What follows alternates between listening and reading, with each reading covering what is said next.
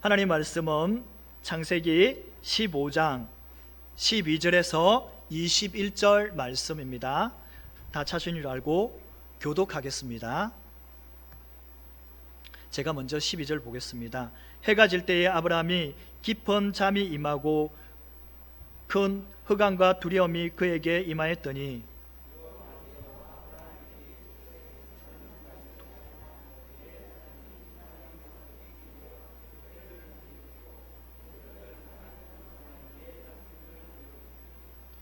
그들이 섬기는 나라를 내가 징벌할지며 그 후에 내 자손이 큰 재물을 이끌고 나오리라.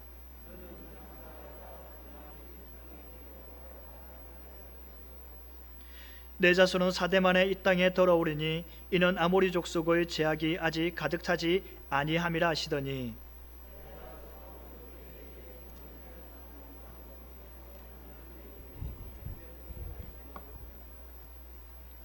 그날에 여호와께서 아브라함과 더불어 언약을 세워 이르되 내가 이 땅을 애굽 강에서부터 큰 강 유브라데까지 내 자손에게 주노니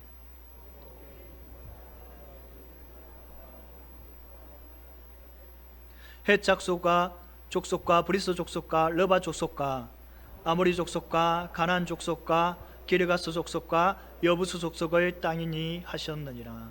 아멘. 다 같이 인사하겠습니다. 하나님 사랑합니다. 날씨가 많이 덥습니다. 그렇죠? 영국의 탐문자이자 선교사인 데이비드 리빙스턴은 아프리카에서 16년 동안 형통한 사역을 하였습니다.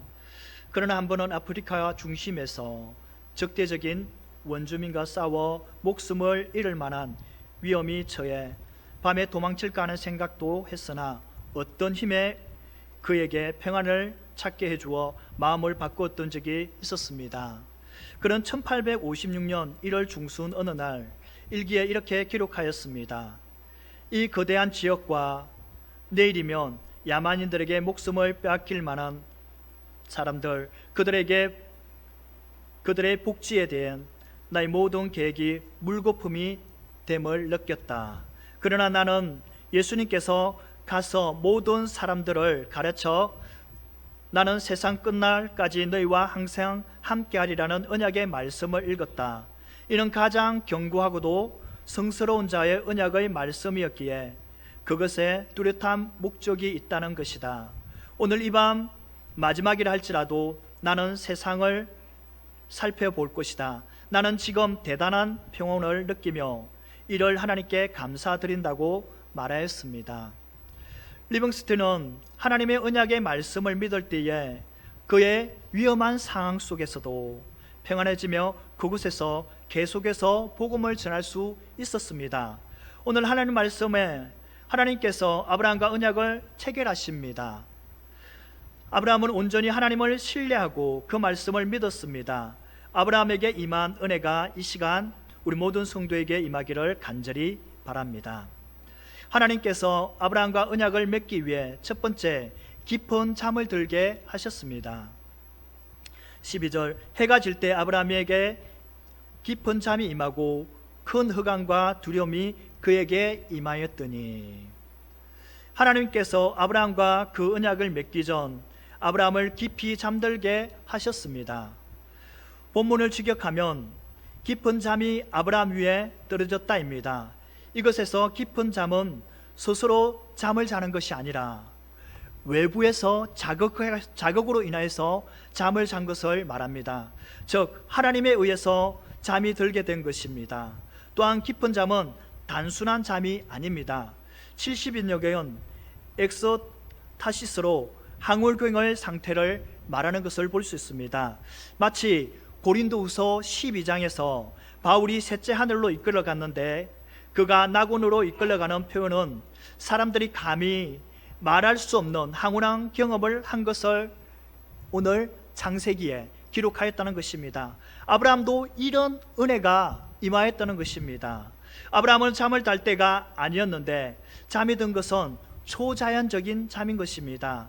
계시를 받을 때 하나님의 임재를 상징하며 정신이 온전히 깨어있는 상태를 말합니다. 창세기 2장 21절에 태초에 하나님께서 아담에게 주셨던 깊은 잠과 같은 신적인 계시나 행위를 위한 초자연적인 잠이 아브라함에게 임한 것입니다. 스스로의 힘이 아닌 아무것도 의식할 수 없는 상태인 것입니다.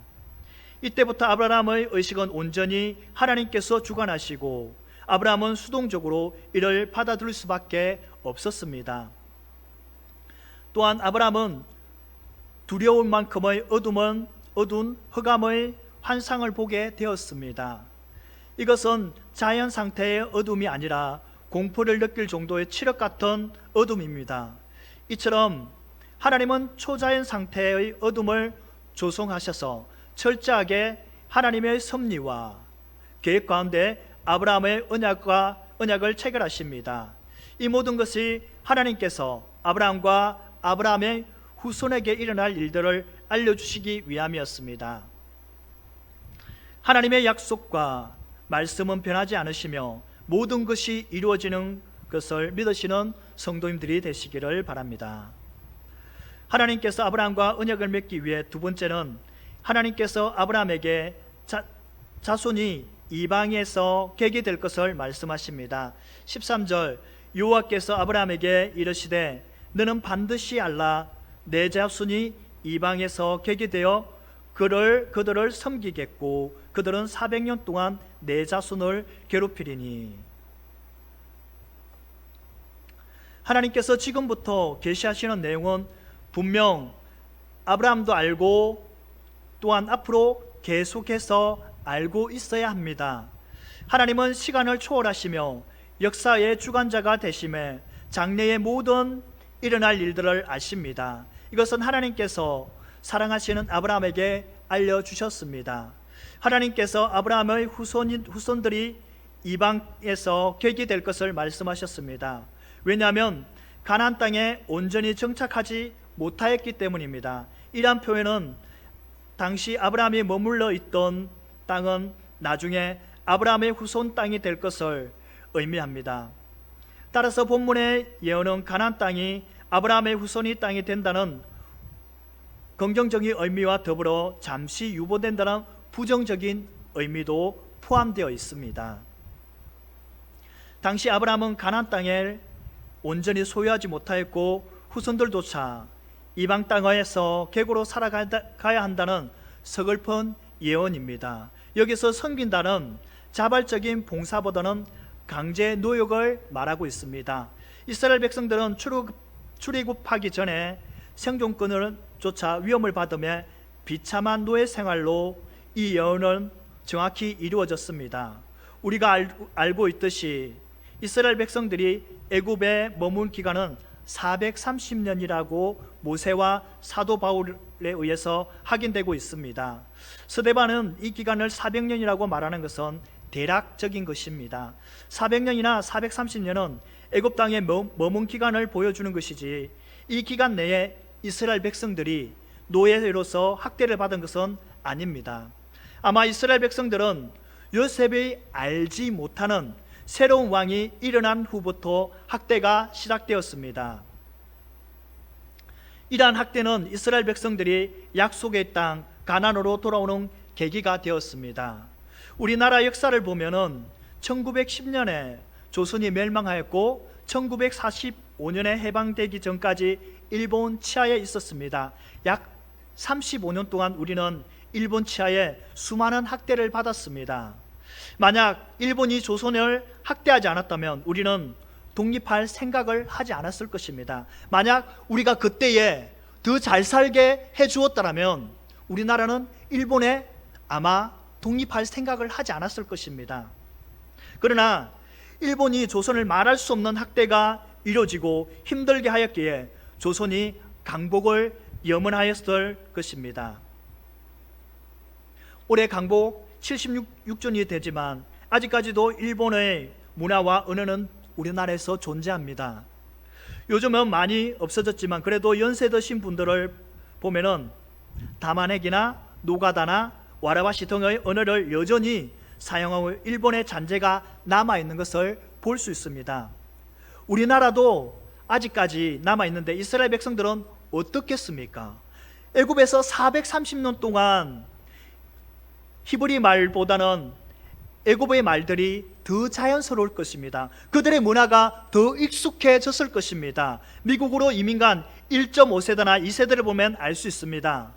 그들은 한국말보다 영어가 더 편합니다. 그들의 문화가 더 편합니다. 이스라엘 백성들도 애굽파가 되었습니다. 그래서 하나님께서 요셉을 알지 못하는 바로 왕을 통해서 이스라엘 백성들을 학대했으라도 아브라함에게 약속한 그 땅을 바라보게 하셨던 것입니다. 만약 바로 왕이 이스라엘 백성을 요셉의 때와 같이 그 왕처럼 이스라엘 백성들이 원하는 대로 다 해주고 또 그들의 삶을 풍성하게 해주었더라면 과연 이스라엘 백성들은 가나안 땅에 들어가려고 했을까요? 아마 가나안 땅에 들어갈 이유가 없었을 것입니다. 왜냐하면 가나안 땅에 들어가면 모든 것을 처음에 개척하듯이 해야 되기 때문입니다. 또한 이스라엘 백성들이 바벨론 포로 생활을 포로 생활을 통해서 알 수 있습니다. 이스라엘 백성들이 바벨론의 포로를 잡혀서 70년 만에 다시금 돌아올 것이라는 하나님의 말씀을 알고 있었습니다. 70년이 지나도 바벨론에서 돌아오지 않은 이스라엘 백성들이 많이 있었습니다. 이것은 담임 목사님께서 설교 말씀을 통해서도 말씀하셨고 저도 거기에 동의를 합니다. 그들이 바벨론에서 잘 살고 있습니다. 아무것도 두려울 게 없이 잘 살고 있습니다. 그들이 사회적으로 성공을 하였는데 성전이 불타고 성벽이 무너졌는데 굳이 예루살렘으로 돌아갈 이유가 없었던 것입니다. 그래서 예루살렘에 돌아가면은 처음부터 모든 것을 그들은 처음부터 시작해야 되기 때문에 그들은 바벨론이 더 좋았기 때문에 바벨론에 안주하였던 것입니다. 이처럼 이스라엘 백성들이 만약에 요셉의 때와 같이 바로의 왕이 이렇게 잘해 주었더라면 과연 이스라엘 백성들은 가나안 땅으로 돌아갔을까요? 아닙니다. 돌아가지 않았을 것입니다. 그런데 요셉도 죽고 요셉과 함께했던 바로 왕도 죽고 요셉을 알지 못하는 새로운 왕이 세워짐으로 이스라엘 백성들은 하루아침에 종이 되고 말았습니다. 학대의 강도는 나날이 심해졌습니다. 심지어 그들은 남자의 아이가 태어나면 나일강에 버리라는 왕이 명령이 내려졌습니다. 이러한 상황이 되었어야 이스라엘 백성들은 하나님 앞에 부르짖기 시작하였습니다. 또한 하나님께서 이스라엘 백성들이 애굽에서 많은 재물을 가지고 나올 것이라고 말씀하십니다. 14절 그들이 섬기는 나라를 내가 징벌할지며 그 후에 내 자손이 큰 재물을 이끌고 나오리라. 그런데 하나님께서 아브라함의 후손이 다른 나라를 섬기게 될 뿐만 아니라 그들이 섬기는 나라를 하나님께서 징벌하신다고 말씀하셨습니다. 하나님께서 아브라함의 후손이 어떤 나라를 섬기게 되리라고 예언은 하셨지만 구체적으로 어떤 나라인지는 침묵하고 계십니다. 우리가 잘 알고 있듯이 아브라함의 후손은 위에서 언급한 것처럼 애굽에서 종살이를 합니다. 매일 자신에게 할당된 흙이기기, 벽돌 굽기, 농사짓기, 이스라엘 백성들은 애굽 사람들이 시키는 대로 하였고 애굽 사람들을 섬기는 종이 되었습니다. 그런데 중요한 것은 하나님께서 아브라함 후손이 섬기는 나라를 반드시 징벌한다고 말씀하셨습니다. 오랜 종살이로 고통 가운데 이스라엘 백성들은 하나님께 부르짖습니다. 하나님께서 이스라엘 백성들의 부르짖음을 들으시고 모세를 통하여서 그들을 출애굽하기로 작정하셨습니다. 출애굽 7장에서 10가지 재앙이 내려 애굽을 징벌하기 시작합니다. 메뚜기 재앙에 바로의 신하가 바로에게 애굽이 망한 줄 알지 못하냐고 말하였지만 바로는 모세가 말하는 하나님의 음성을 듣지 않았습니다. 마지막으로 장자를 죽이는 재앙이 일어났습니다. 애굽인들의 집은 한 집도 장자의 죽음을 피할 수 없었습니다. 그러나 이스라엘 백성들은 하나님께서 명령하신 유월절을 지킴으로 문인방과 좌우문술주의 어린 양의 피를 바람으로 넘어갈 수 있었습니다. 이렇게 하나님께서 이스라엘과 애굽을 구별하셨습니다. 10가지 재앙으로 애굽에는 큰 심판이 있었습니다. 그래서 하나님께서 애굽 사람들에게, 이스라엘 백성들에게 은혜를 있게 하사 그들이 구하는 대로 주게 하심으로 그들이 애굽 사람의 물품을 취하였다라고 합니다. 하나님께서 말씀하신 대로 이스라엘 백성들은 많은 재물을 가지고 출애굽을 합니다. 큰의 히브리어 까도로는 양, 수요, 중요성의 상태를 가리킵니다. 아브라함의 후손이 비록 다른 나라를 섬기고 학대 가운데 있었지만 출애굽하면서 큰 재물을 가지고 나왔습니다. 이것은 이스라엘 백성들이 애굽 생활을 청산하고 애굽 사람들에게 큰 선물을 받고 나왔음을 성취되었습니다.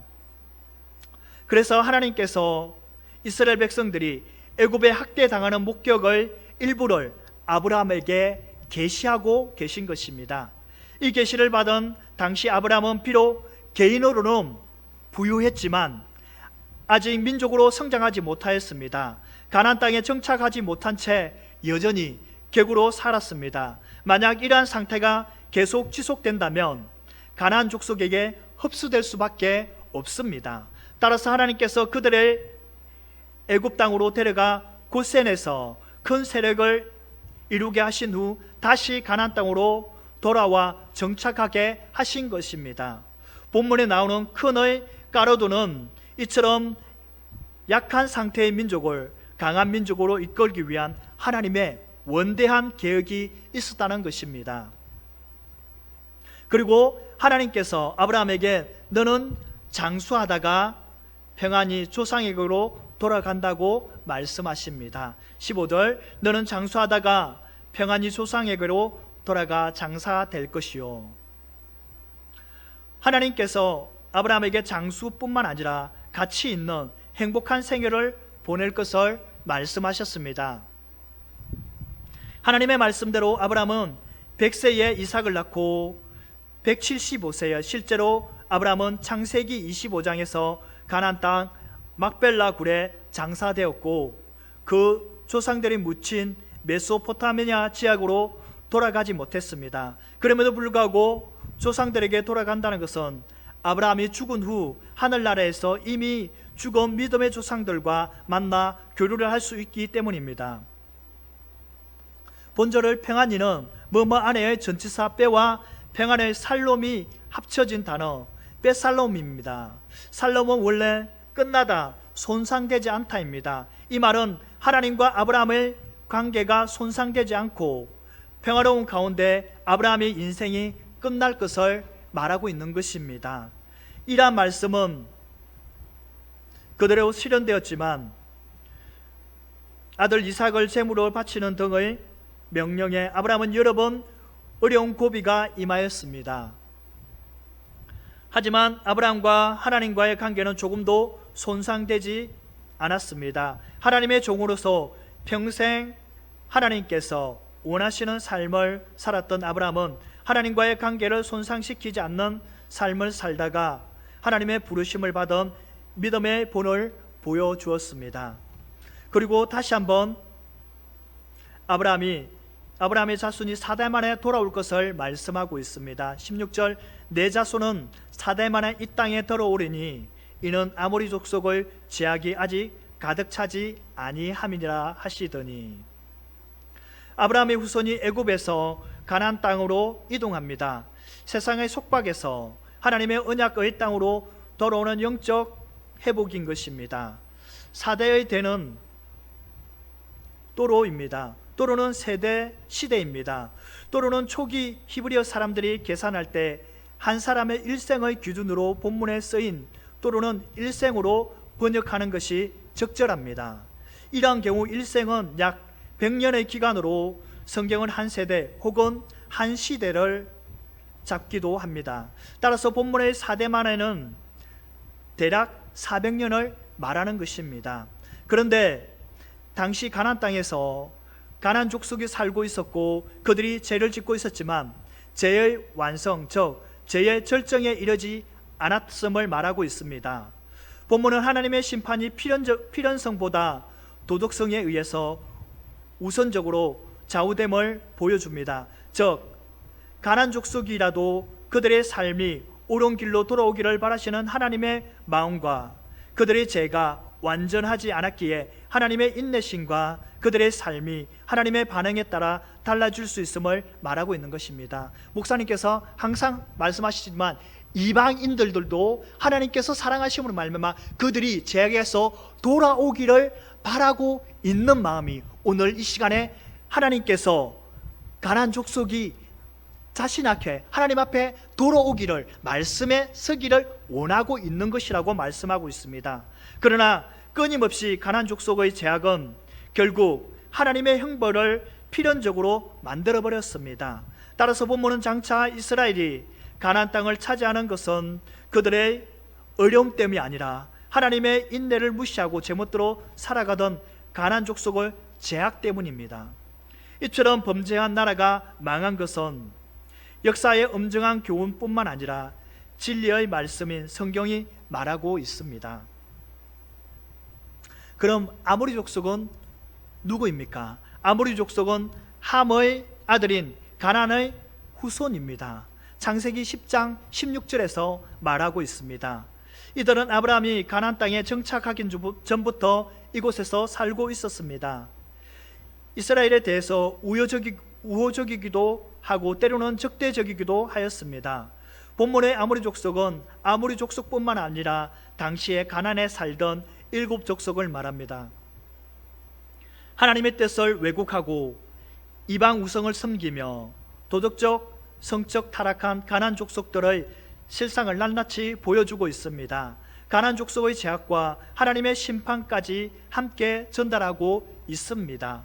하나님께서 죄악을 가장 미워하시기 때문에 우리 역시 죄악에서 돌이키며 아브라함처럼 하나님의 약속을 굳게 믿는 성도님들이 되시기를 바랍니다.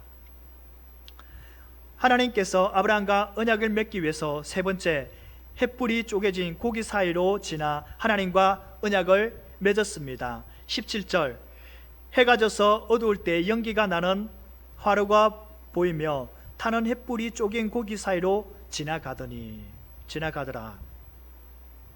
해가 져서 어두울 때를 직역하면 그리고 그것이 있었다, 그 해가 졌다, 그리고 어둠이 있었다입니다. 12절에서 어둠은 해가 지고 어둠이 물러올 때이지만 본절의 어둠은 시간이 흘러 해가 완전히 지고 깊은 흑암을 말합니다. 아브라함은 짙은 흑암으로 심히 위축되고 예상치 못한 상황에 놀라움을 감출 수가 없었습니다. 한편 탄누르는 진흙으로 만든 꼭대기에 통풍을 위한 구멍을 낸 둥근 하루를 말합니다.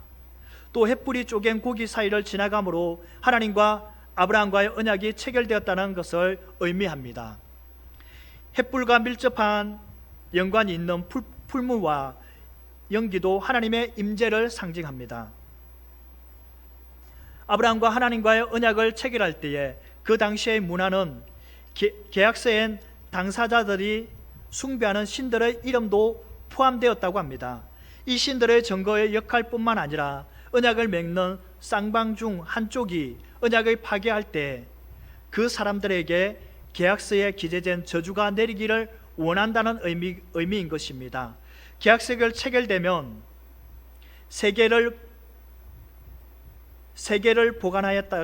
보관하였다고 합니다. 신들이 이 언약석을 보관하고 2개의 약속이 가장 성스러운 곳이 보관되어야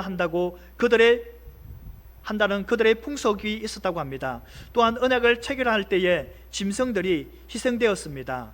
피로 체결된 약속이라는 것을 상징하기 위해서였습니다. 아브라함과 하나님과의 언약을 맺을 때에 동물을 둘로 나누고 그 가운데에 걸어가는 것은 고대 근동의 언약 체결의 의식이며 그들의 문화였습니다. 만약 언약 당사자가 어느 한쪽이라도 언약을 깨뜨리면 이 동물처럼 죽임을 당할 것이라는 뜻이 있습니다. 하나님은 사람과 달리 약속하신 것을 반드시 지키십니다. 따라서 하나님께서 언약을 깨뜨릴 수 있다는 전제하에 이루어지는 인간적인 언약을 행할 필요가 없습니다. 하나님은 완전하시기 때문에, 그 모든 것을 지키시는 하나님이시기 때문에 이러한 언약을 체결할 필요가 없습니다. 그렇다면 하나님께서 어떠한 각오로 아브라함과 이 언약에 임하였었는 것은 상상할 수 있습니다. 하나님께서 만일 내가 약속을 지키지 않는다면 나는 하나님이 아니다라는 각오로 언약에 임하였다는 것입니다. 그래서 하나님께서 자신의 모든 명예와 능력을 걸고 아브라함이 반드시 이 약속을 땅을 차지할 것이라고 선언하고 계신 것입니다. 하나님께서는 내 이름을 걸고 아브라함이 이 가나안 땅을 반드시 차지할 것이라고 말씀하고 있는 것입니다. 그렇기 때문에 하나님께서는 한 번 하신 약속, 즉 언약은 자신의 모든 것을 걸고 지키시는 신실하신 분이심을 우리는 믿어야 할 것입니다.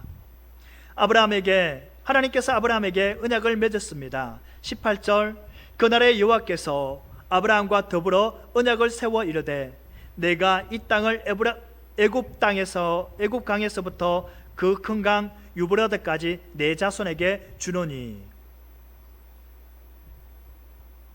또한 하나님께서 아브라함에게 이 땅을 소유하지 못하였음에도 이 땅을 내 자손에게 주신다는 것은 하나님의 신실한 약속은 분명히 성취된다는 것입니다. 하나님께서 당신이 선택된 백성을 통하여 하나님의 나라를 이루기를 원하십니다. 한 나라가 존재하기 위해서는 주권과 백성 또 땅이 있어야 합니다. 하나님께서 이스라엘을 완성을 위해 백성과 땅에 대한 약속을 주셨습니다. 이 모든 것을 주도하고 이루시는 분이 바로 하나님이십니다. 그리고 하나님께서 영토의 경계까지 미리 밝힘으로 아브라함에게 주어질 기업에 대한 확신을 배려한 것입니다. 본문에서 나오는 유브라데 강은 팔레스타인의 북쪽 끝에 발원하여 페르시아만으로 흐르는 강이 분명하지만 처음에서는 언급된 애굽 강이 무엇인지에 대한 학자들은 팔레스타인 남쪽 강야를 가로질러 흐르는 애굽 시내를 보고 있습니다. 그 이유는 유브라데에 대해서 큰 강이라고 표현하는 반면 애굽 강은 큰이라는 핫가로드로 표현으로 단순히 애굽 강이라는 것입니다. 그러므로 영적인 이스라엘에서 하나님의 나라의 백성된 우리 성도들에게 꼭 가져야 할 요구하는 것이 있다면 이러한 역사를 주관하시고 이루어 나가시는 분이 바로 하나님이라는 사실을 우리는 깨달아야 한다는 것입니다. 하나님께서 가나안 땅에 살고 있는 10족속을 그 땅을 아브라함에게 주신다고 말씀하고 있습니다. 19절, 곧 겐 족속과 그니스 족속과 감몬 족속과 20절, 헷 족속과 브리스 족속과 르바 족속과 21절, 아모리 족속과 가나안 족속과 기르가스 족속과 여부스 족속의 땅이라 하셨더라 라고 합니다. 구약에서 많은 곳에서 가나안 땅에 대한 족속에 대해서 나옵니다. 어느 곳에서는 7족속, 어느 곳에서는 5족속, 어느 곳에서는 3족속만 언급하기도 합니다. 그러나 10족속을 나열하는 본문이 가장 포괄적인 것입니다. 이스라엘 백성들은 한 번도 이 넓은 땅을 차지한 적이 없습니다. 이 같은 상황에서 땅과 관련한 하나님의 약속이 주어졌습니다. 그 영역은 남쪽 아래 지역에서 시작되었으며 또한 이 지역의 주변에 있었던 민족들을 특별히 고려하여 이 약속의 말씀에 포함시키고 있습니다. 이 같은 약속의 말씀은 하나님께서 아브라함에게 확정을 주시는 것에 대한 주목할 만한 표시가 되었음을 입증하고 있는 것입니다. 이러한 상황에 이 땅을 아브라함의 후손에게 주신다고 하나님께서는 분명하게 약속하셨습니다. 이 약속의 말씀을 성취하리라는 확정도 하나님께서 주셨습니다. 하나님께서 아브라함에게 이 모든 것을 알려주시고 언약을 맺으셨습니다. 하나님께서 역사의 주인이 되시기 때문에 아브라함과 언약은 반드시 이루어 주실 분이심을 믿으시기 바랍니다. 말씀을 정리하겠습니다. 사랑하는 성도 여러분, 영국의 탐험가이자 선교사인 리빙스턴은 아프리카에서 16년 동안 선교 활동을 하면서 어려운 시기를 보내면서 이러한 일기를 남겼습니다. 이 거대한 지역과 내일이면 야만인에게 목숨을 빼앗길 많은 사람들이 그들의 복지에 대한 나의 모든 기억이 물거품이 됨을 느낀다. 그러나 나는 예수님께서 가서 모든 사람을 가르쳐라.